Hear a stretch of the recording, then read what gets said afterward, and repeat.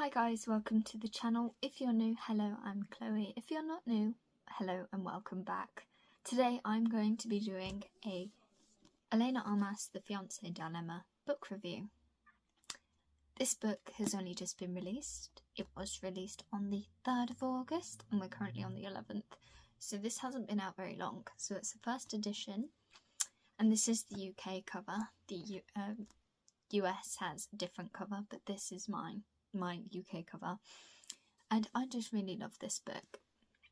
I would rate this a 5-star. Now I know that this may sound a bit, no book is perfect, I don't think, but Elena Armas's books are 5 stars. I love all of them, I have all of them, and I just thought that this book is very different to her other books in terms of some of her books have it where people break up and stuff like that, but this one, spoiler alert, they're together throughout. It's a fiancé dilemma, so it's about a girl and a guy who get engaged, but it's a bit of a dilemma. I will give spoilers, I think, maybe towards the end, so just if you haven't read this book and you don't want spoilers, just I'll notify if there are going to be any spoilers. If you want to read The Fiancé Dilemma, I would recommend that you read The Long Game by Elena Armas first, as this is the part 1 of this. So this is first, this is The Long Game, and to be able to understand The Fiancé Dilemma, you need to read The Long Game, because there are characters in this that come into this, and it tells some of the story from The Long Game, and it follows on. So if you don't know what's going on in The Fiancé Dilemma, you should really read The Long Game first. This came out in 2023 and this is the UK cover for this one.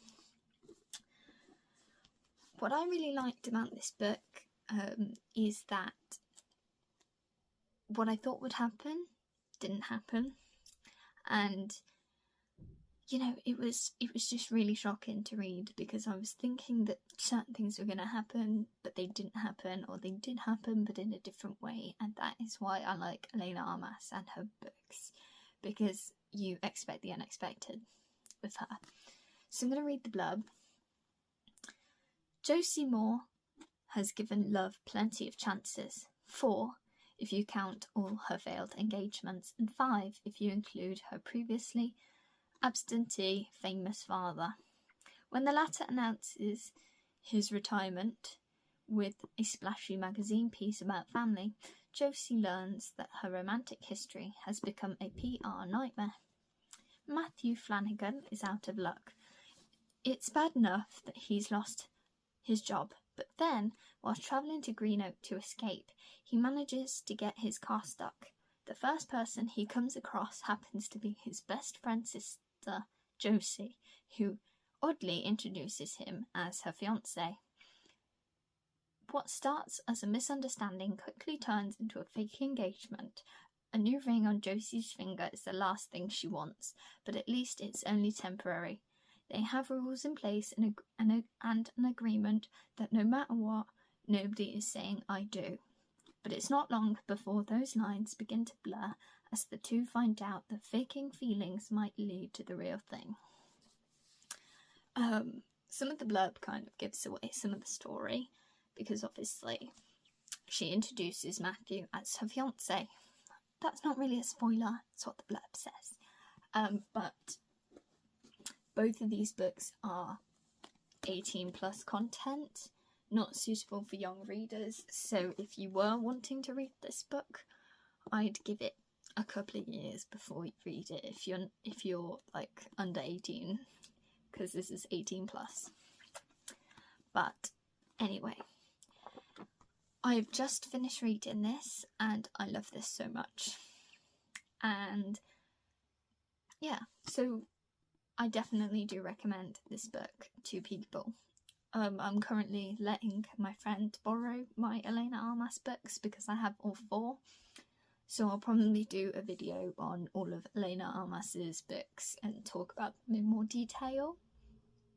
But yeah, I like, out of all of Elena Armas's books, I do think that The Long Game and The Fiancé Dilemma are two of my favourites out of her collection, out of her books, because I just like the storyline, I like the romance, and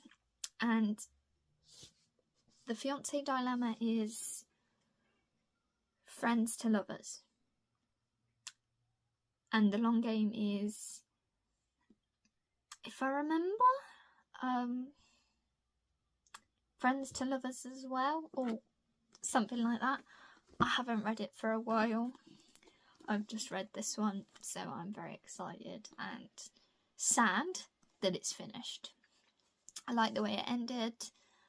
I like this book the most because it talks about, it shows the characters, it shows the Josie's past, and they delve into that, and it's really good. You see the romance build up, and that's what we like. But this book is set in Josie's point of view all throughout, whereas previously Elena Armas has written some of her books in different characters' point of views, in different chapters, but this one is solely Josie until the last chapter, where it's Matthew whose point of view it is, but that is just at the end. That's the last chapter, but the whole book is mainly from Josie's point of view, which is different, which I liked. And it also, this book makes you feel emotion towards Josie as a character, because she's been through a lot, and you know, she's pressured into getting married at a certain point, and that kind of, you know, it makes you feel emotions towards the characters as you read the book.